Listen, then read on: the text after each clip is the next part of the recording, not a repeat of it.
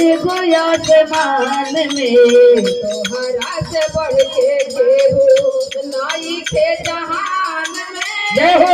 एगो शिव गुरु हवे एगो आसमान तोहरा से बढ़ के केहू नाई के जहान में तू ही तो बचेला गुरुजी हमारा प्राण में। तुझे बसे गए गुरु जी हमारा परान में तुझे बसे गए गुरु जी हमारा परान में भक्त बन के रहब तोहरा चरण स्थान में तू ही तो बसेला गुरुजी हमारा प्राण में। दुनिया को जान बाणे दुनिया जहान में एगो शिव गुरु हवे एगो आसमान दुई एगो चांद बाड़े दुनिया जहान में एगो शिव गुरु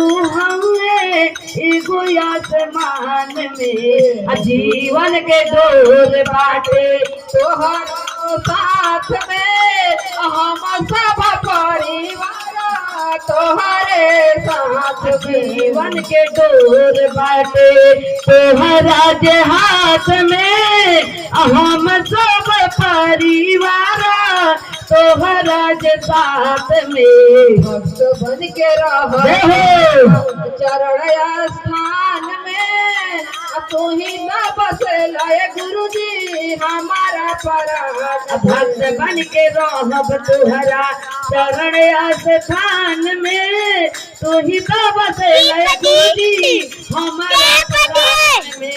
दुनिया को चांद बाटे दुनिया